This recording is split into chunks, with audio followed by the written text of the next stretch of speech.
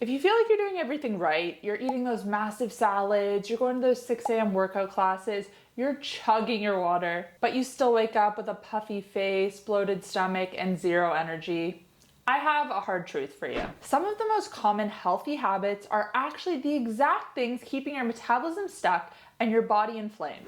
For years, I followed standard health advice, and it left me frustrated and inflamed. It wasn't until I stopped doing these 5 supposedly healthy things that my body finally dropped the water weight and I got my energy back. Today I'm sharing exactly what those 5 habits were, and more importantly, what to do instead.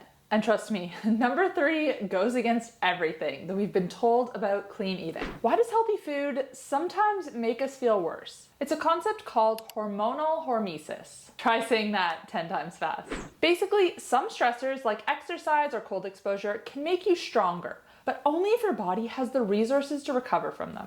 If you're already metabolically stressed, adding in these healthy stressors is like trying to pay off credit card debt with another credit card. When your body's in a state of chronic inflammation, your cortisol is perpetually high. High cortisol tells your kidneys to hold on to sodium and water. Hello, puffy face. And tells your liver to dump glucose into the bloodstream, which spikes your insulin. To lose inflammation, we have to stop attacking the body with health and start supporting it with nourishment. We are switching from a stressors mindset to a safety mindset. Okay, but enough chit chat. Let's get into the 5 habits I stopped doing. The first thing I stopped doing was fasted cardio at 6 a.m. I used to believe that if I didn't work out on an empty stomach, I wasn't going to burn any fat. And are there some benefits for some people to fasted cardio? Yes, of course. But I'm talking about chronic cardio. I'm talking long runs, long bike rides that feel like a moderate to high intensity. Trust me, this is hurting your body way more than it's helping it. Zone 2 fasted cardio, that's a bit of a different story. But that's not what most people are doing. And that's certainly not what I was doing. When I was working out this early, my cortisol was already naturally high because it was morning. By adding a high intensity exercise on top of an empty stomach, I was sending a famine signal to my brain. My body responded by slowing down my thyroid to conserve energy. Now I focus more on fueling my body for my workouts and doing them at the right time of day. If you're someone who has to work out early morning because of your job or other reasons, that's totally fine. This can be a good strategy. Trust me, I love getting a workout done in the morning before anything else. You feel like you start your day off with a win. But do resistance training or zone 2 cardio instead.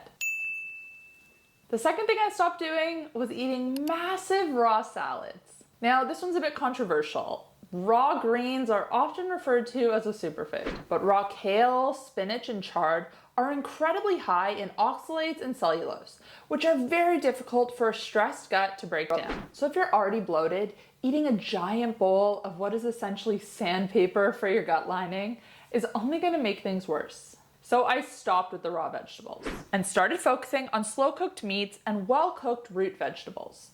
When you cook your plants, you break down those defense chemicals and make minerals more bioavailable. If you're always bloated and eat a lot of raw food, then this one is for you.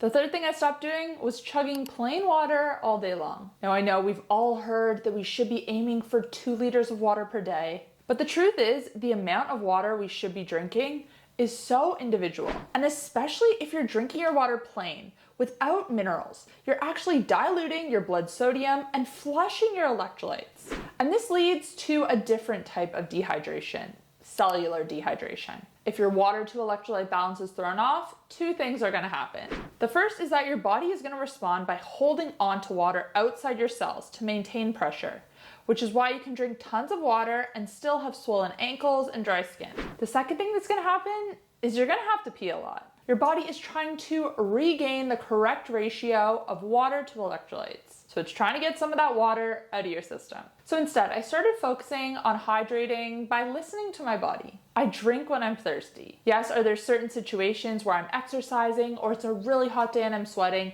and I need to make sure I'm drinking more? Yes. But for the most part, it shouldn't feel like a chore. The other thing I do is I always add electrolytes to my water in order to maintain the correct ratio. That's either a pinch of sea salt or a high quality electrolyte supplement, one with no added sugar or weird artificial ingredients. Powerade isn't gonna cut it here. The fourth thing I stopped doing was choosing lean protein. I spent years eating dry chicken breasts and egg whites because I was so afraid of fat. But fat is the backbone of your hormones. Without enough dietary fat, your body can't produce the bile needed to detoxify or the hormones needed to keep your metabolism high. So I started prioritizing fatty cuts of meat, eating the whole egg, eating meat with the skin. And this is where Butcher Crowd comes in. I swapped the lean factory farm chicken for grass-fed ribeyes and heritage bred pork. These fats are rich in fat-soluble vitamins like A, D, and K2, which are the spark plugs for your metabolism. Butcher Crowd ships Australia-wide, and you can save 15% off your first box by using code HCK15 at checkout. Plus right now, they also have a deal on where you can get free grass-fed beef for life. I'll put that link to access that promo in the description box down below. Because it's not just about protein, it's about the quality of fats and also the micronutrients and the bioavailability of them. I used to always struggle with low iron, with low iodine. And when I started adding more foods that are rich in iron that my body can actually use, like red meat, this isn't really an issue anymore. My energy increased, my cravings stabilized, and I feel better throughout the day. And number 5 was I stopped using natural nut milks and meat alternatives. I fell hard for the propaganda that dairy was bad, that we should all be using an almond milk and oat milk instead. These alternate milks and soy-based meats are often marketed as health foods, but they're almost always loaded with seed oils, gums, and emulsifiers that are harmful for our health. These ingredients punch holes in your gut lining and trigger systemic inflammation. So I went back to the basics. In my coffee, I either use real cream or full-fat milk, and I always choose real meat and seafood over those fake alternatives. With ingredients lists that are as long as they are for some of these products, it's mind-blowing how we can think these are healthy. Most of them don't even have a good amount of protein, so they aren't really a comparable alternative. Stick to the real thing if you want to be healthy, and that goes for most foods. The common thread here is that I stopped following trends and I started listening to my body. I started noticing how my body was responding to things and what foods weren't making it happy.